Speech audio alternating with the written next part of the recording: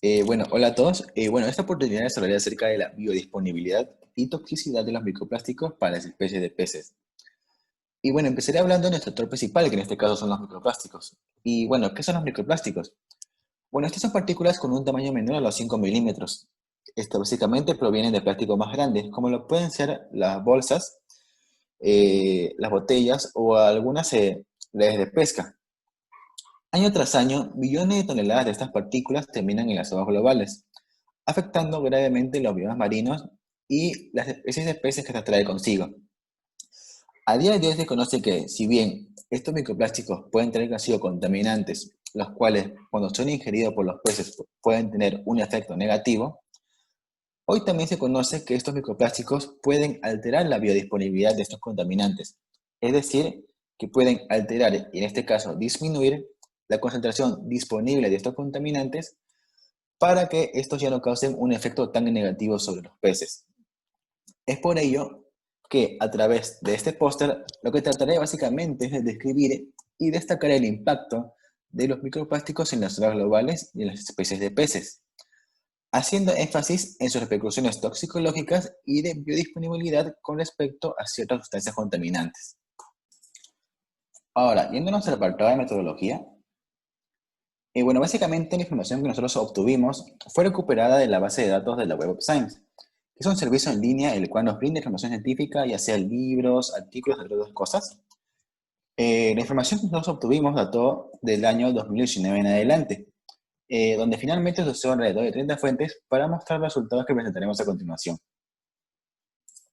Yéndonos ya ahora sí a la parte de resultados, básicamente nosotros para presentar nuestros resultados lo que hicimos fue hacer tablas, donde en la primera tabla pusimos básicamente la presencia y característica de los microplásticos en las aguas globales. Lo que hicimos así básicamente fue ubicar distintos puntos en el mundo, por ejemplo Europa, Asia o América, donde más vimos esta capacidad que tienen los microplásticos de poder desplazarse en todo el mundo. Aquí tomamos dos variables. Una fue el tipo de polímero y otra fue la talla y color de los microplásticos. En cuanto al tipo de polímero, los resultados que obtuvimos fueron realmente predecibles.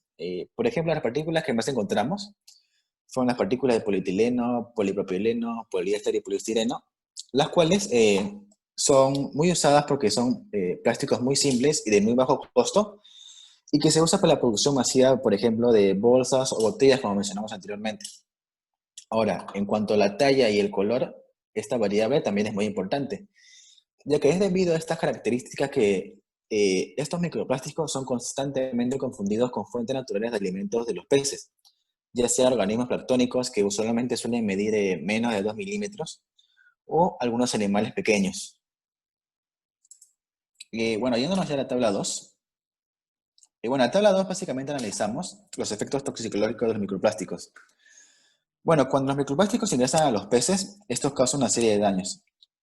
Uno de los daños más conocidos es, por ejemplo, que los microplásticos entran al tracto intestinal de los peces, lo que causa que estos no puedan absorber los nutrientes.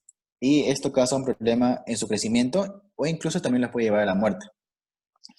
Pero además de esto, estos microplásticos pueden liberar sustancias tóxicas o incluso estos pueden combinarse con otros contaminantes y formar lo que se llama la famosa contaminación combinada, causando diversos efectos tóxicos en los peces. Por ejemplo, algunas de las especies analizadas fueron la carpa común, donde la contaminación combinada del polietileno con el paraquat tuvo un efecto biológico, por ejemplo, el nivel de glucosa de los peces subió en 300% y su contenido proteico disminuyó en 36%.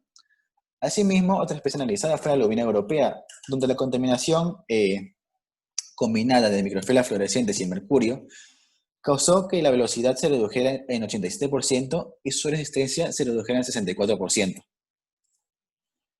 Por ejemplo, en las siguientes especies estudiadas veremos que estos microplásticos básicamente cumplen una función de absorber los contaminantes, o en palabras más científicas, el de modular la biodisponibilidad de estas sustancias tóxicas.